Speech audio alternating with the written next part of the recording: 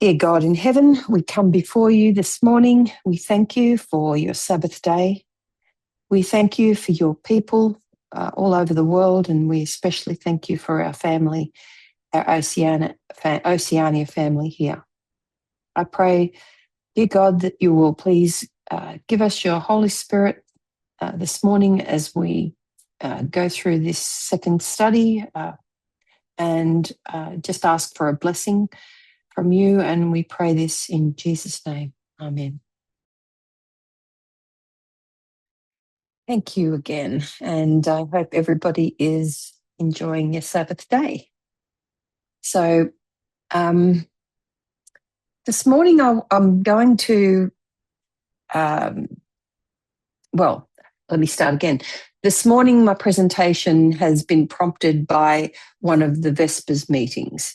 It's not exactly a review of it at this moment to start with especially, but it certainly was inspired by that, and so it kind of includes it to a point. The presentation that I'm referring to in the Vesper series was called No Church and State, and it was done on the 21st of May in 2022. Now that turned out to be the same day as a federal election in Australia.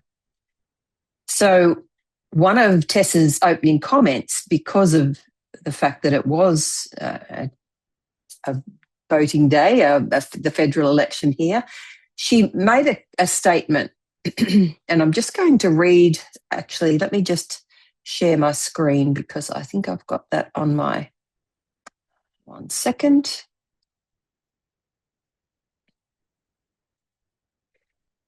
I share my screen. A lot of the first part of my presentation is going to include the screen share. So this is the quote that I wrote down. So obviously she's talking about politics here in Australia, and she's talking about the coalition in many ways is being pulled to the right wing on a number of issues. And there is an increased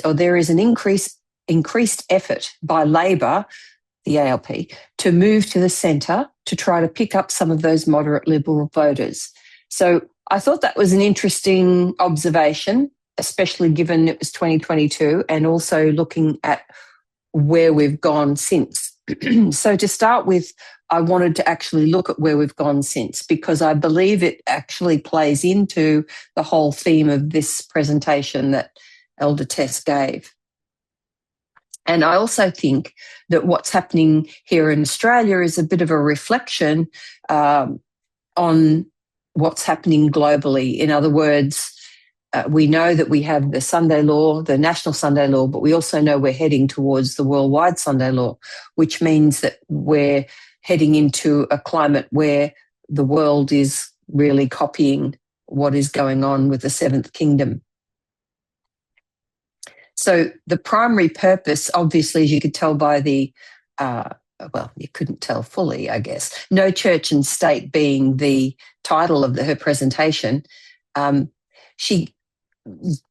Elder Tess goes on to really discuss the importance of culture. And that's also part of why I'm discussing this. So, and toward the end, I want to go back and look a little bit more closely at some of the development of that presentation. So,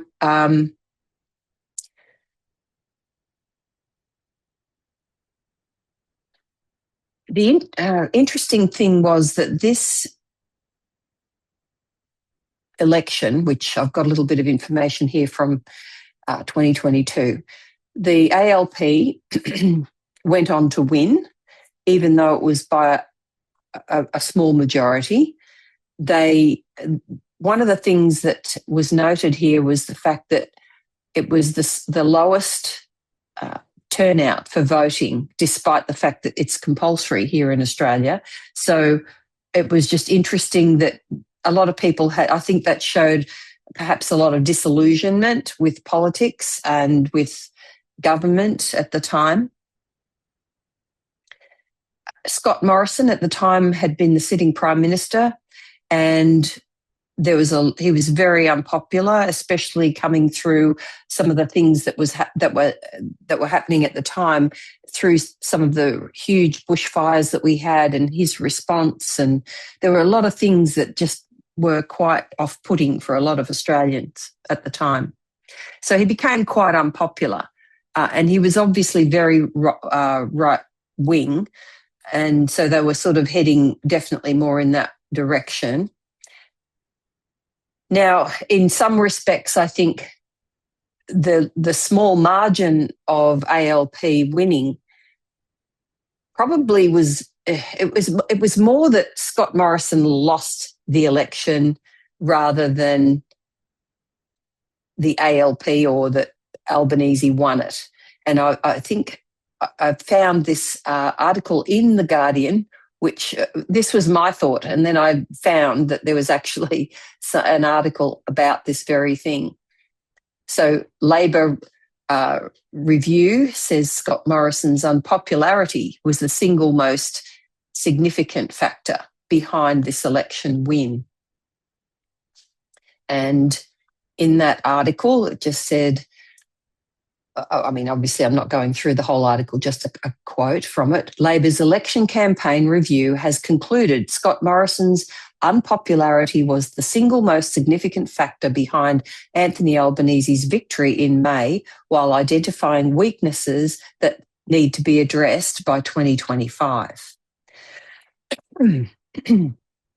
So Labor went on to win again in 2025, and this time by a far greater majority, which was in some respect surprising.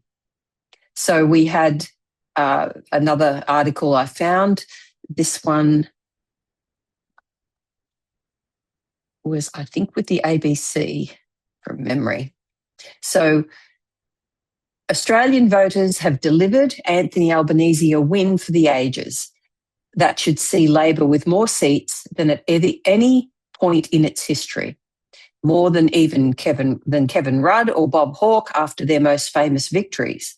Albanese outperformed polls and pundits' expectations on a historic night that will leave the coalition interrogating where it all went wrong. With Peter Dutton fired into the sun and many other senior figures and potential future leaders wiped out. The Labor landslide has also overshadowed the ongoing rise of independence in Australian politics. So again, this wasn't expected to be, I don't think it was even expected to necessarily be a victory according to the polls at the time. Albanese wasn't overly popular, but he managed to turn it around, and it turned into a landslide win.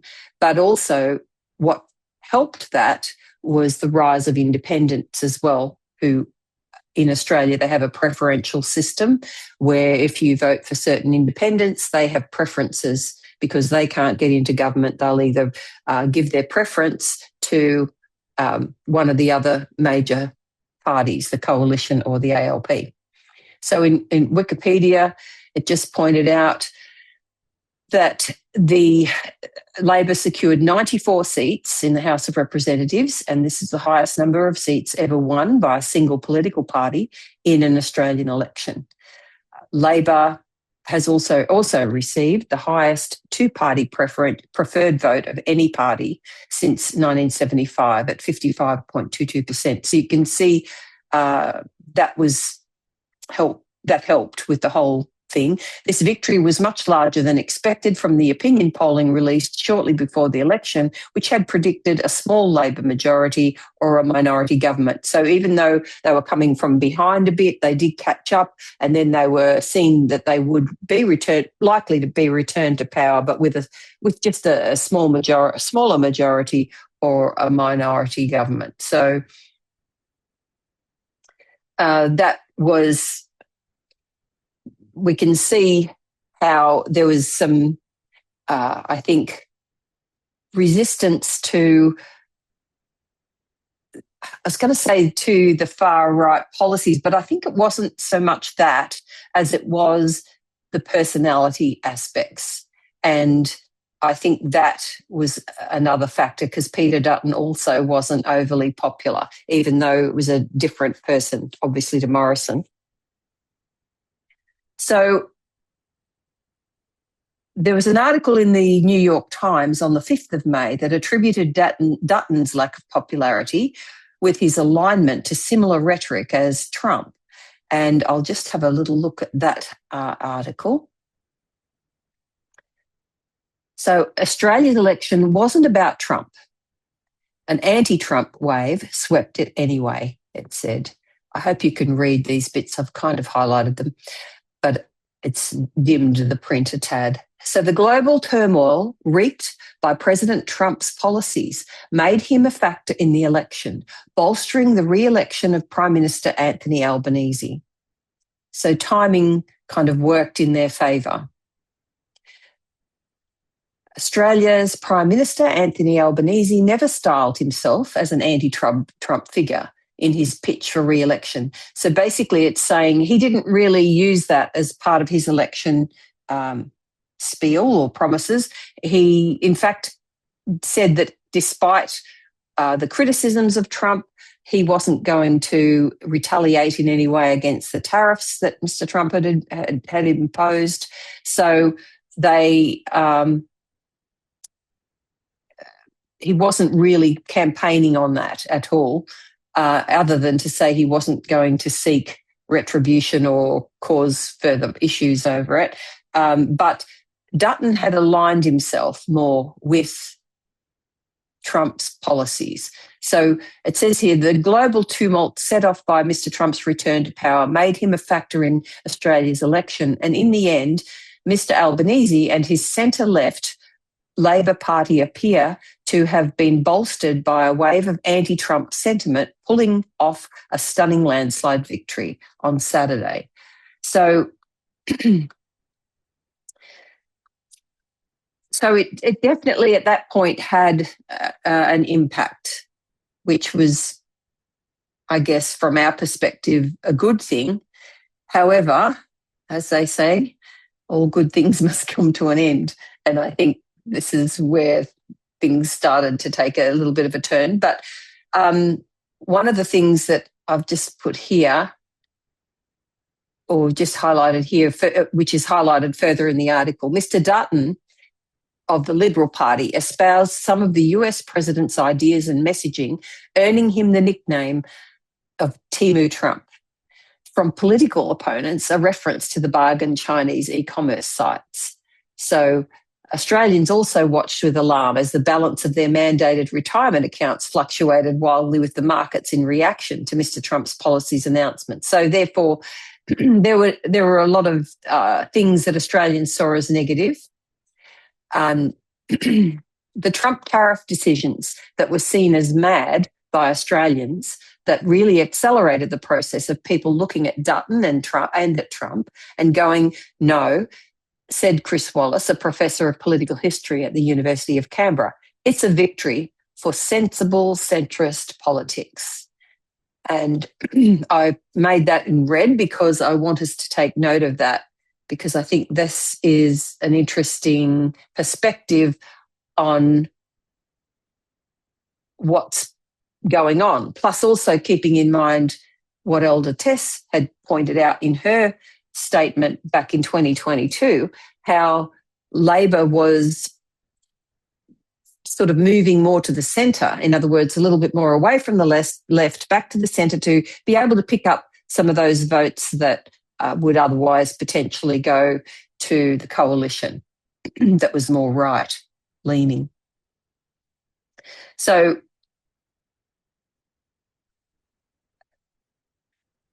further in the article, it goes on to just point out that this was significant because Mr. Dutton actually lost his seat in his home state of Queensland. Now, that's very unusual because when somebody is running as the leader of a party and the primary candidate for becoming the Prime Minister, they're given a very strong, safe seat because that ensures, them getting elected, basically, not necessarily as Prime Minister, but at least staying in play for that potential post. So, but the swing had been so anti that it actually went against Mr. Dutton to the point where he literally lost his seat, which pretty much put an end to his being leader to the coalition. So Ali France, a former journalist, single mother and disability advocate who'd lost her leg in an accident, it was the third time Ms. France had challenged him as a Labor candidate in his home district, Dixon, and she won. So basically voters were pretty happy at the time with how things had been moving along. Well, I mean, this is obviously very subjective because you obviously had different people having different opinions, but there was a reasonable contingency who were happy with how Labor had been performing by comparison to the alternative at that point, at least. So the Australian vibe is that we don't want to go down that road being, he goes on to explain, we don't want the kind of rhetoric and political landscape that exists in the United States. So this was fairly strong still at that point. And another voter commented that he saw echoes of Mr. Trump in the way in the way many of Mr. Dutton's policies appeared erratic and poorly thought out, with little detail on what they would cost. And someone commented, or this person commented, I think he watched Trump too much. So a little bit of a colloquial Australianism there. How it went against him, let's put it that way. So one of the most damaging about faces from Mr. Dutton was a vow to make government workers return to the office. And this mirrored the Trump administration's policy, but proved deeply unpopular in Australia. Many voters, especially mothers, worried that if Mr. Dutton came to power, he would quickly expand the directive to the private sector, and then he ended up abandoning the proposal and apologising. That policy was the ultimate sign of how Mr. Dutton's Conservative coalition was out of touch with women, said Ms. Fervor, who was on the staff of a former Conservative Prime Minister, John Howard. So this is from his own party. The Conservatives' disconnect with female voters has also bolstered independent candidates, nearly all of them women, who have come to be known as the Teals. I'm sure most of us in Australia would remember this. It became quite a significant point, and as it goes on to say, it was driven by environmental concerns and a desire for more transparent centrist politics. Again, we see this centrist politics appearing. They carved away at the Liberal Party's base in the last federal election in 2022. Many secured a second term this year, solidifying the relatively new movement's place in Australian politics. So these Teals, independent women candidates, were very popular, proved to be very popular, and they have now, been given their success in 2 consecutive elections. They're now seen as being a significant force within Australian politics. So, given all of that, we're basically, we're not even quite a year into the second term at the ALP. And what we see now is something that personally I find quite alarming. I'm sure many of us would. And that is this here. Federal voting intention. ALP maintains big 2-party preferred lead as One Nation support surges to 25%. So this is just gone, February 2nd, 2026. And in another recent article from the ABC dated the 15th of February, so this is very recent, what we know and don't know about One Nation's rapid rise in the polls. So Pauline Hanson's One Nation has seen the fastest polling rise in modern Australian politics. What's going on? And I think there's two things that really impact this that is relevant to keep in mind. One is the information war and social media. The second is culture, the pervading culture of society, and how both of those are kind of working together. So looking at this article, comments, it's since May last year, One Nation's polling popularity has skyrocketed. So for the first time in its 29-year history, One Nation is polling above 20% nationally and is ahead of the combined vote of the Liberal and National parties. As it says, people who are paid to obsess over poll data in Australia have never seen anything like it. As this comment says, I'm shocked by every poll I see, and I do this for a living, says ANU political scientist Jill Shepherd. The sheer numbers of people who are telling pollsters they will vote for One Nation is tremendous. And another comment was, it's drastic, says Redbridge pollster Cos Samaris. It's the fastest rise I've ever seen. If the current level of One Nation support or anything close to it actually translate to the ballot box, it will wildly reshape Australian politics. So I think we're at a really important juncture in the context of what we are seeing prophetically around the world. We're moving towards the worldwide Sunday law. So we would expect to see kind of what we're seeing, I think.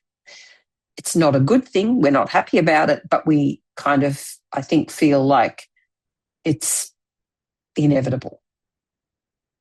So there were some graphs to just illustrate this in this same article, which I thought was worth looking at. So this is the first graph. And you can see here, you've got the ALP in red, and you have the, now you'll see there's a little bit of dotted lines. This is representing where it was, the line that's not grey, like as in the strong lines here that aren't dotted, that's 2025, I believe, at the election. Then you've got since the election, and you'll see rapid changes in all of the political parties. So you see the ALP has gone down by 30%. The One Nation Party has gone up by 26%. The LNP has gone down also by 22%, and the Greens by 12%, other parties 10%. So the Greens have gone down. So the only party, the Greens have kind of almost held their own, but the only political party in this graph that's had any sort of rise is the One Nation. And it's not just a normal, like it's by comparison to the drop of the others, it's like quite stellar. It's really going up by a very significant trajectory, direction that it's heading up in. So as you can see, One Nation vote leaps to a level that's never been seen before, while the coalition drops off drastically. So that's a very unusual situation within Australia, and it's a bit concerning for a lot of reasons. what I've noticed personally is there's been, through social media and things, there's been a lot of support for Hanson and One Nation, and her racist rhetoric has only just gotten worse, especially with recent comments. And basically, you can see that popularity building by who supports her through social media. And the other thing that's concerning is the extent to which she's aligned herself with the Trump administration. So there's an article from The Guardian on the 6th of November last year, which I was looking at. Pauline Hanson skips Parliament to speak at Conservative conference at Trump's Mar-a-Lago. So One Nation leader has also seen with Gina Rinehart, and we know Gina Rinehart is the richest person in Australia, I believe, and while she does cozy up to all the political parties, she's really, really behind Hanson more than anything. And they certainly seem to be being seen together in a lot of situations. She's also a strong Trump supporter. And if you think about what Trump has done with regards to his tax cuts for the rich, by comparison to how he's made it harder for everyday people in America to just get by and live, and in some cases to the point where things have been changed where people are literally dying as a result of his policies. And by that I'm referring to things like making medications so expensive, life-saving medications, for example, insulin, required by type 1, type 2 diabetics, and not all type 2, but by many, and certainly by all type 1. And if they don't have it, they die. And the price of that has become absolutely phenomenal, that some people can't afford it. And literally some people are dying as a result of the policies that he's brought in. The rich, however, are doing very well, apparently. So Pauline Hanson skipped Parliament this week to speak at a Conservative conference at Donald Trump's luxury resort in Florida, where she was pictured alongside Gina Rinehart, Australia's richest woman. I think she's also Australia's richest person, but I might be wrong on that. Someone can correct me, but if she's not, she's pretty close. The One Nation leader, who resided at Mar-a-Lago ahead of her address at the multi-day event run by the Conservative Political Action Conference, lambasted both major parties in Australia during the speech, while praising the US administration for deporting immigrants, bombing drug cartel boats, and supercharging mining projects.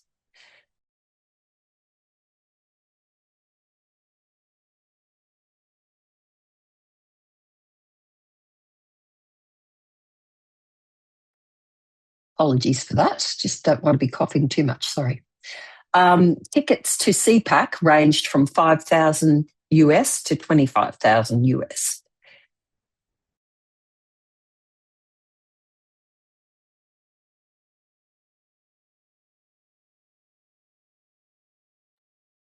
Hanson's speech on Wednesday, the US time, covered a range of controversial issues she has espoused over her political career, including claims against mass immigration, climate change, Indigenous rights, and gender expression.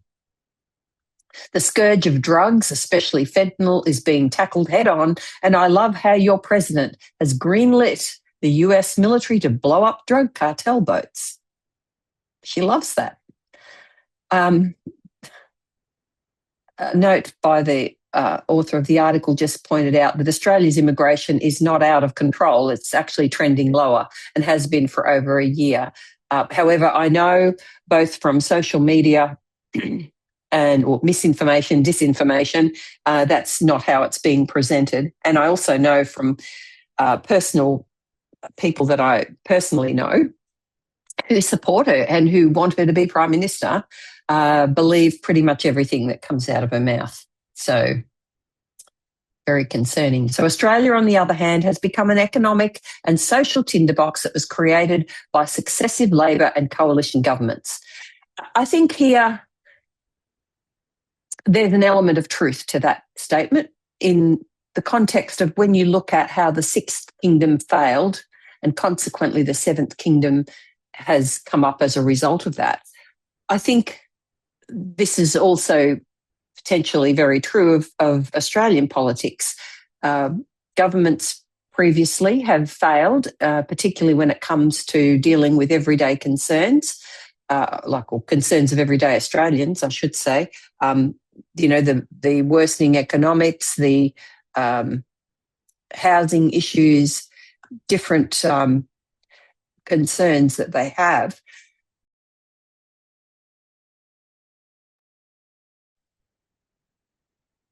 Because, especially now when you consider that Labor is in by a very strong majority and by that should have opportunity to start bringing reforms and things that you'd like to see that would be helping everyday people.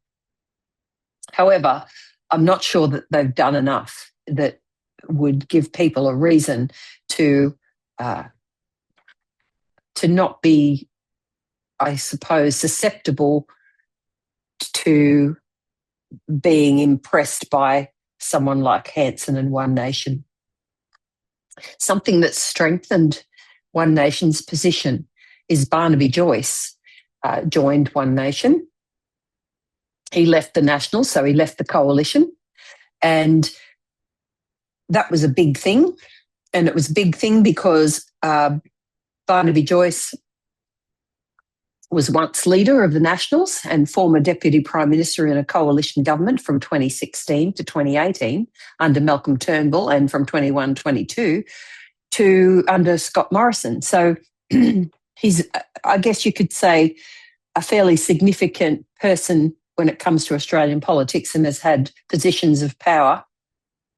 And for him to defect and go over to One Nation is quite a significant event that impacts them in a way that strengthens their ability to moving forward. So Barnaby Joyce has formally joined One Nation. This was the brief summary of the article. Mr. Joyce cited concerns over the pursuit of renewable energy and Australia's immigration policies as reasons for joining the party. Mr. Joyce will sit as a One Nation MP and contest for the New South Wales Senate on its ticket at the next election. So this all serves to strengthen One Nation, as I said, and their position within Australian politics. And while it's virtually impossible currently for Hanson to become Prime Minister due to certain restraints which would prevent this happening at the moment, things like being in the House of Representatives, where in order to be a Prime Minister you have to be in the House of Representatives, but she's not, she's in the Senate. Even though that's not actually a constitutional requirement, it's just traditionally the case. And so that could be overcome. To become Prime Minister, the leader's party or coalition must hold 76 seats in the House of Representatives. Currently, One Nation only holds one seat in the House of Representatives. So clearly there's a big disparity there. Given how things are heading in the world, sometimes what seems like it can't be possible, sometimes it actually becomes possible. So I guess how things will progress from here, we'll have to wait and see. But it's certainly, I'd like to think that it wasn't going to head in this direction. That's what I'd like to think. But we'll have to wait and see, I guess. So in Australia, just to comment on, as I've pointed out, as we've been going through, they've been focusing on centrist policies. And there really isn't a far left in Australia, unless you go to the Socialist Alliance basically the Communist Party. You really don't get a far left option. And the closest we come, like it says here, these groups operate to the left of, that's the groups, the Socialist Alliance, the far left, in other words, operates to the left of the Australian Greens, which are generally considered the most prominent left-wing party in Parliament, though the Greens are more accurately described as eco-socialist or progressive. So they're the closest we've got, I guess, is the easiest way to say it. The Labor left faction within the Australian Labor Party advocates for democratic socialism but operates within a broader centre-left party. And this is what we've been observing. They've become even more centrist in their focus because they want to be in government, basically. So I'm going to shut down my share screen there because I'm going to switch. I wonder if I have to shut it down or whether I can switch it first. Let's see.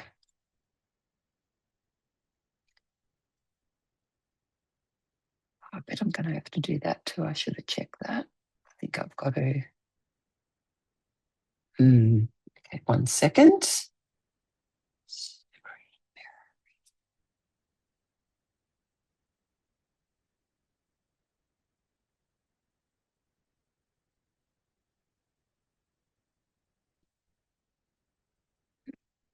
Okay. I'm going to have to just stop that and start that again. 1 second.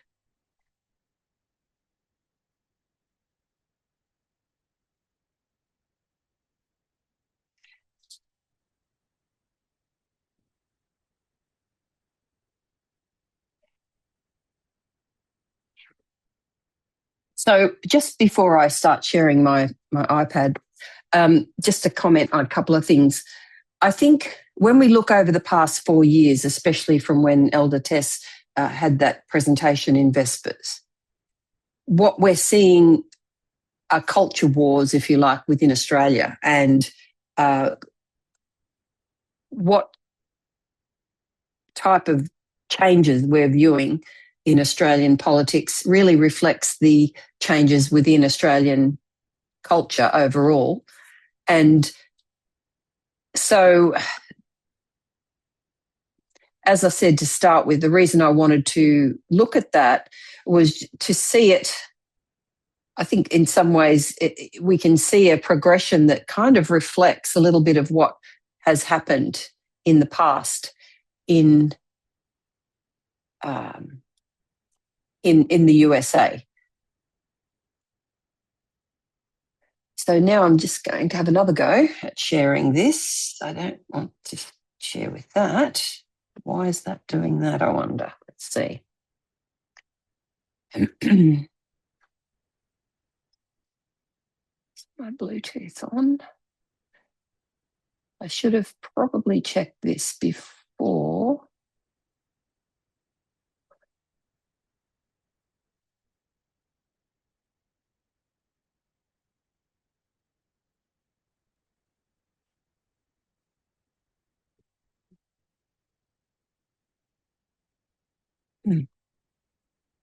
Hold on. So for some reason, my computer's not showing up on my iPad. It's showing up my other computer, not the one I want.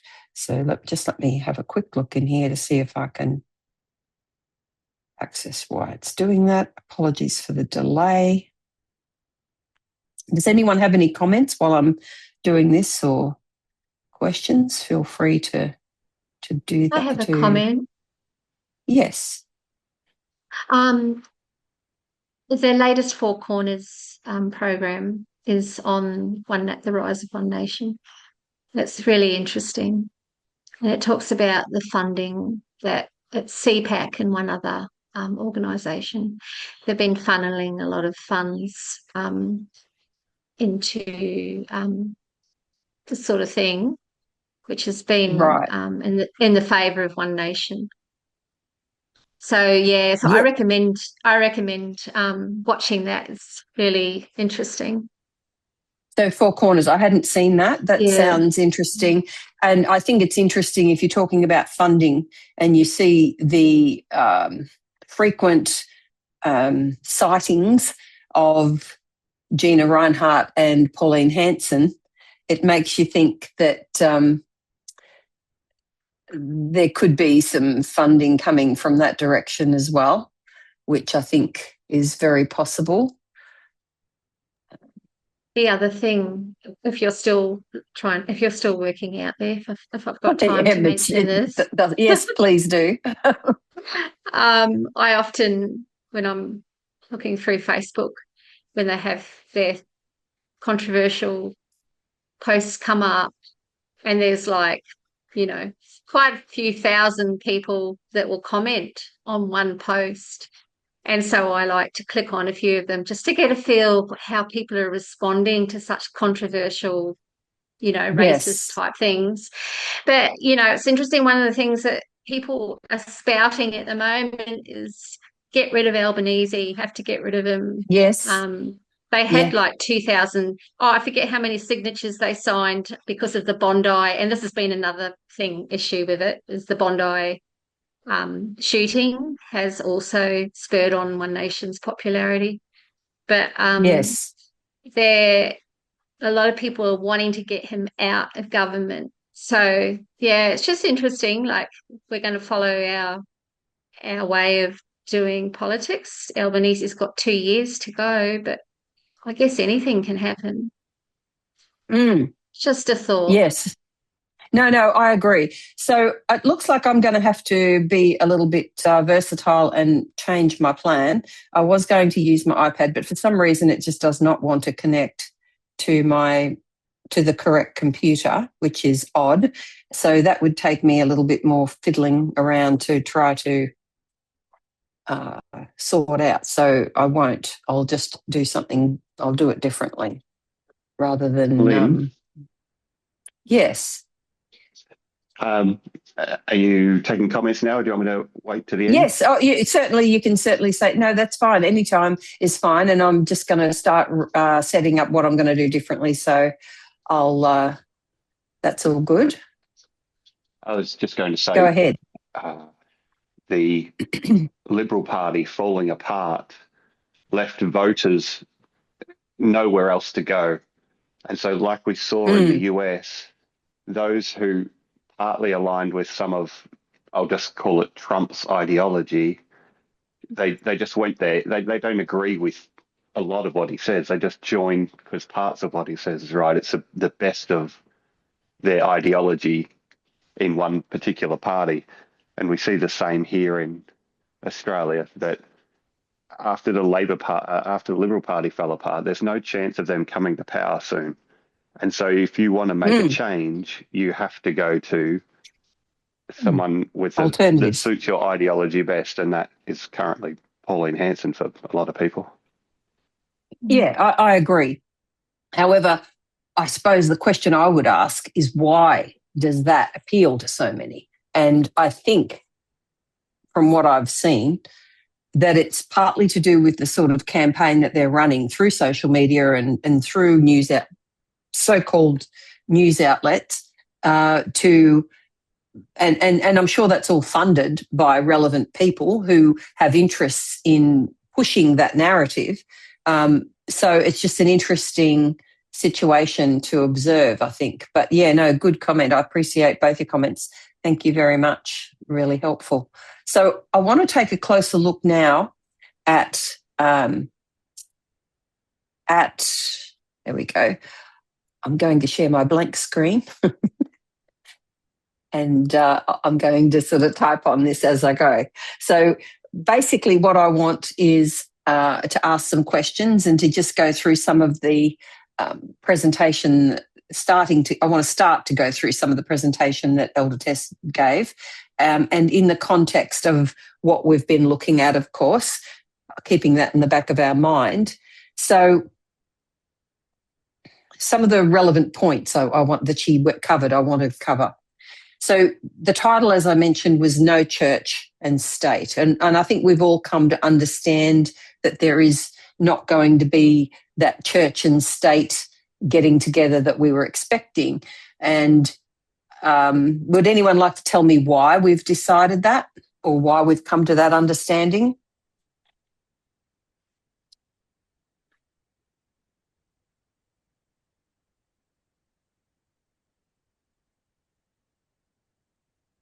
Why are we going to have no church and state from what we've come to learn prophetically? Anyone got a comment? If not, I'll throw in my 2 bobs worth.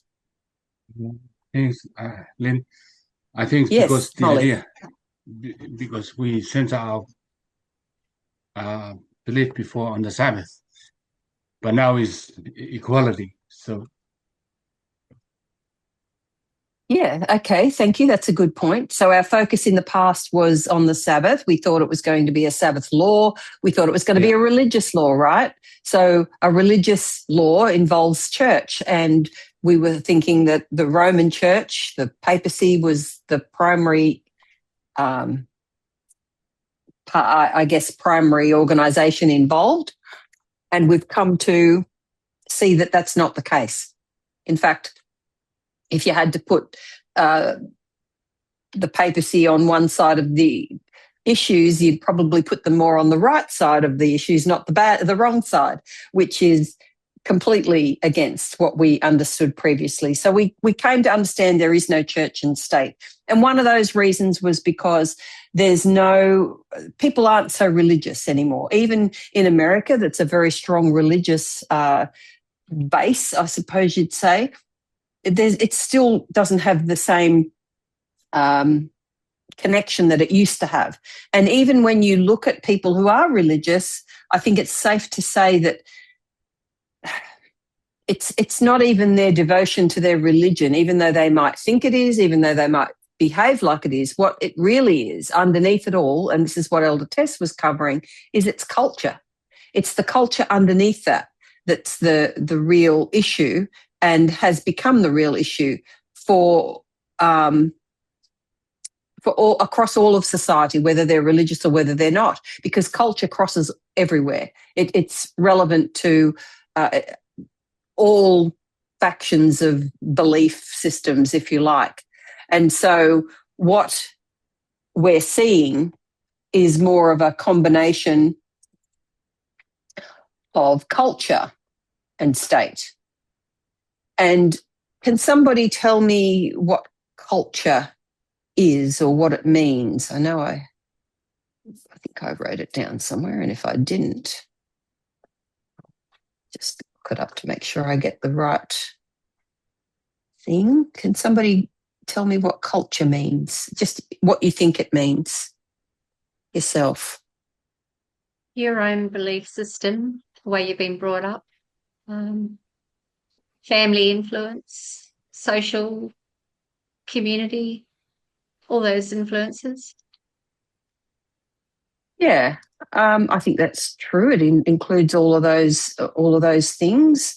So just to bring a definition, we can say and this is relevant to a lot of what you've just mentioned, culture is the shared set of beliefs, values, traditions, behaviours and material objects that define a group's way of life and are passed down through generations. So you mentioned most of that, really. To summarise that, the ideas, customs and social behaviour of a particular people or society. So ideas,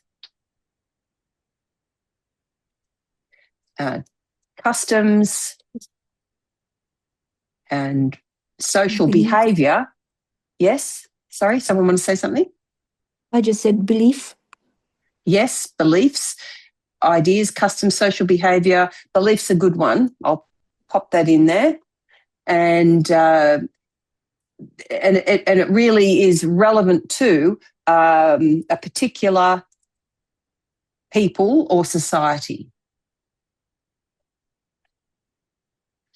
In other words, it's a group activity in a sense, and it tends to be ruled by the majority, because by and far, like if you're looking at a democracy where you vote to be able to put a party or put somebody in as your representatives in government, then you're going to vote for somebody who supports your culture, your beliefs, your ideas, your social behaviours, right? Yes.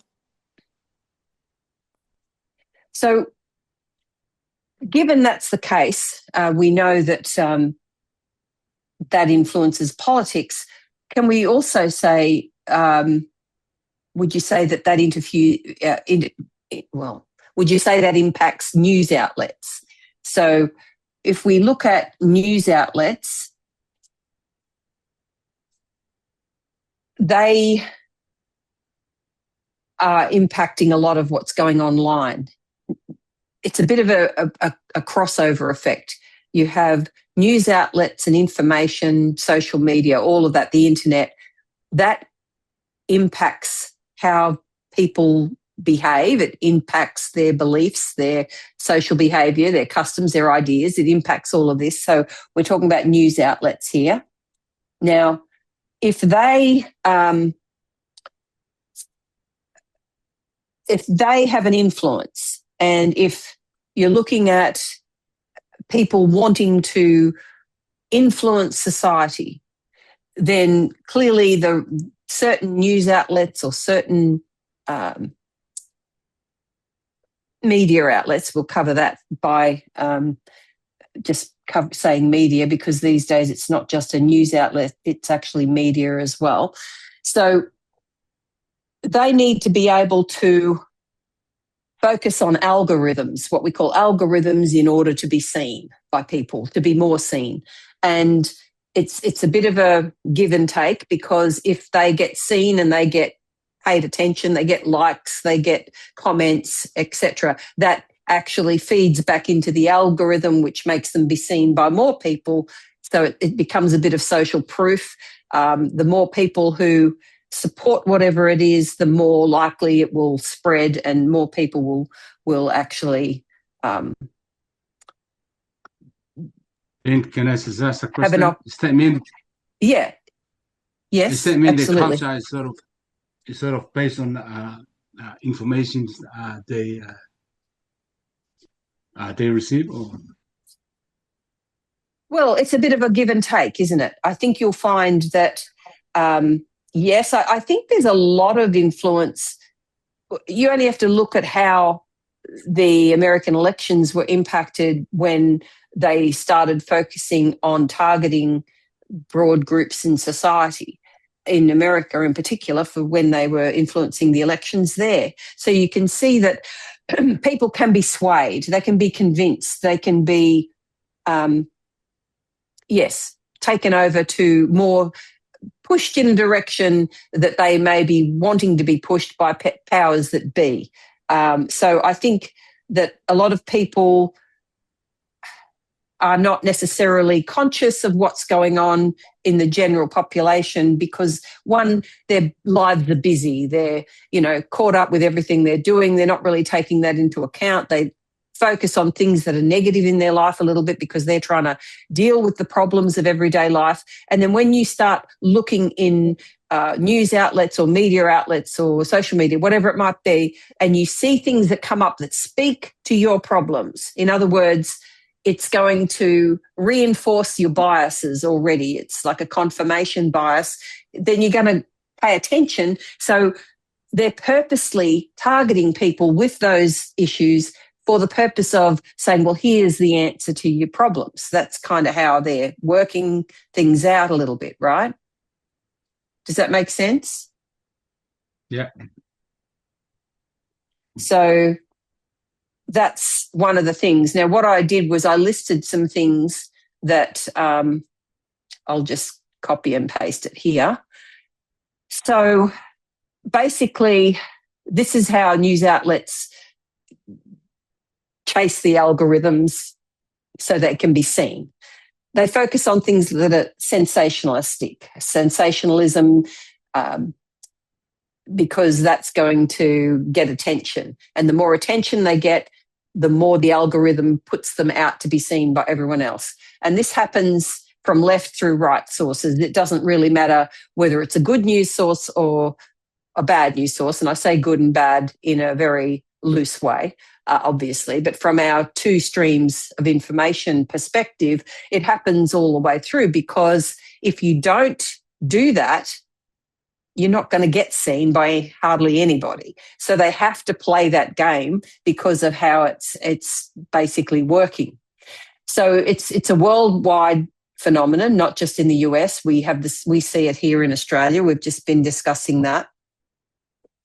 And it helps spread that. It definitely helps spread misinformation and disinformation. It helps spread truth as well, potentially, but frequently people who are spreading the truth are trying to follow the rules. People who are spreading misinformation and disinformation, they don't follow the rules, so they can make up stuff. They can lie. They can sensationalize things even more to get more attention, to speak to the biases of people who feel badly done by, to reinforce their opinions that they already hold, if you like.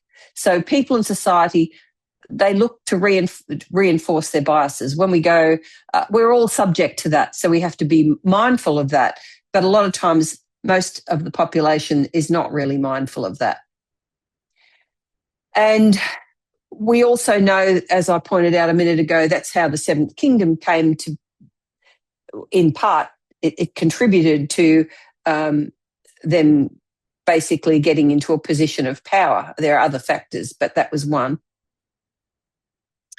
And I believe that this is what's behind the Trump-esque form of politics in Australia. When you start to see things going, if you're personally struggling with your financial day-to-day problems, you want to look for a reason for that. And they then give you a reason. It mightn't be the correct reason, but they'll give you reasons for that. It's immigration. It's Albanese doesn't, care about the average person. They're not doing anything to help everyday cost of living. The immigrants are coming in and, basically ruining our, they're taking all our housing and, whatever it might be. So the whole point is they're focusing on people's problems and then telling them things as to why these problems exist, but they're not necessarily correct. It just suits their narrative, which will help give them a position of power. And this is what I believe we're seeing with the rise of One Nation. So, like I said, everyone, yes, go ahead. Can I make a comment? I was going to make it before, around about the time when Graham was making his lovely comment. Yeah. Australian politics, whether it's intentionally or unintentionally, it's actually reflecting what's happening in America, which is, yes, I think, what you're really trying to tell us. I'll leave that there and let you carry on. Then I'll make the other comment later. Okay, that's fine. Yes, I think that is a part of the point that I'm trying to make, is that it's not just us either. It's actually the rest of the world, but we can see it here in Australia. To what extent they're going to follow remains to be seen. But you can certainly see it swinging in that direction, and that's very concerning. So with the messages that we've been given through the movement, we've been given opportunity to be able to recognise these things because of the journey that we've been on. And really you can see how it's the light of the midnight cry, the understanding of the two streams of information. Even though we've come to see that that's an oversimplification, it still gives you the concept of what's going on. So we're more able to start looking. So we know that the right gets pretty much, everything wrong. But if you go to the left, we know that not everything's correct there either.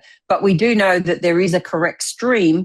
So we therefore have to be able to see and recognise that. And our way of recognising that is to come to understand culture, which really comes from understanding radical feminism. If you keep going back, the journey that we've been on to understand radical feminism is to come and understand things like human rights and just how marginalised groups, in particular women, first and foremost, I guess, because a lot of the other marginalised groups who are taken advantage of or treated badly come from that whole concept of women being lesser, and Elder Tess took us through various studies to point out how that rolls over onto other marginalised groups, whether it be LGBTQ or whatever it might be.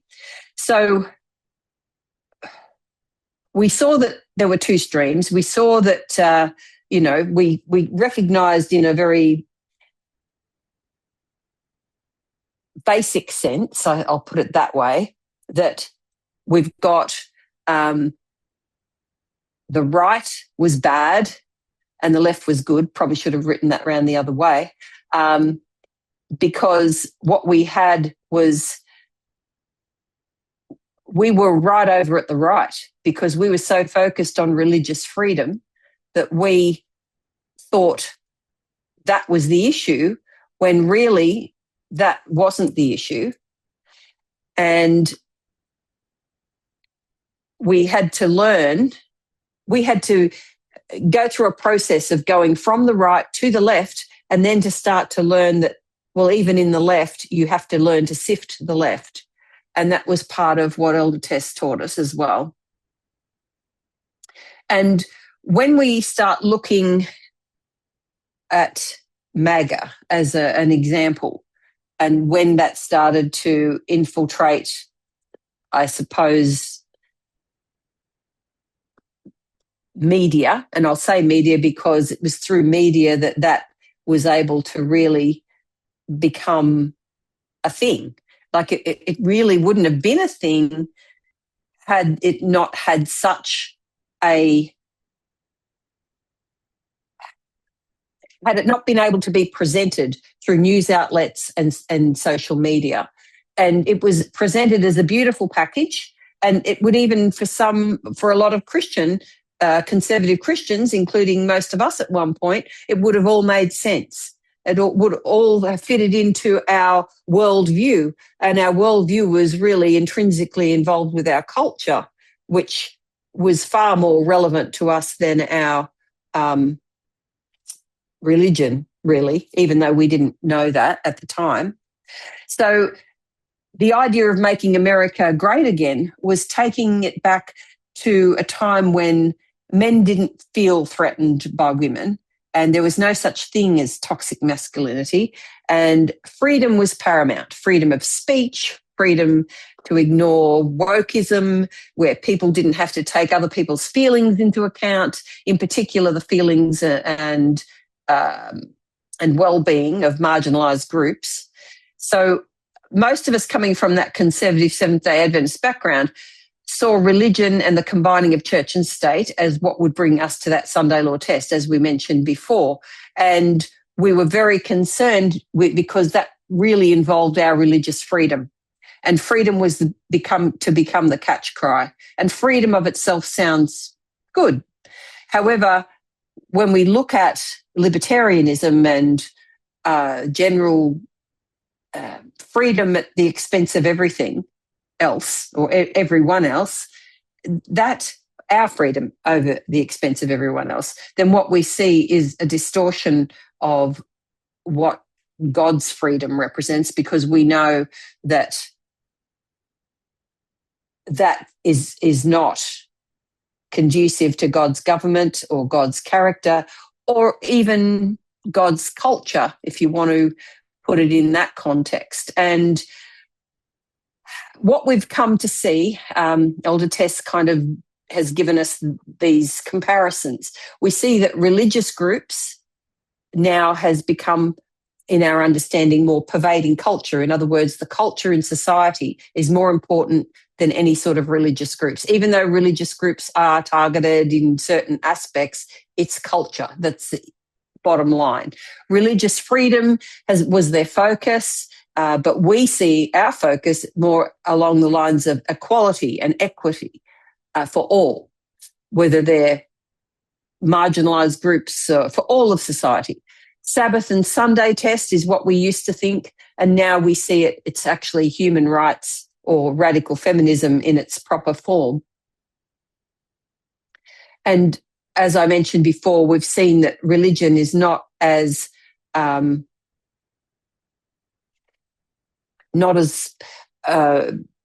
well, I don't know I mean, I guess it was once an important thing, but I just think it makes me think maybe culture has always been a thing. And I know even when we look back at what we thought was going to be the Sunday law in Millerite time and how that they thought it was a religious issue, that when we've gone back and really looked at it a little bit more closely, Elder Parminder's pointed out how they were really missing the fact that it wasn't really about Sabbath and Sunday and religious freedom. It was really still about human rights. And you could actually get that out of Jones and Wagner's presentations, I believe, at the time. And when you look at the 1888 issues on justification by faith. So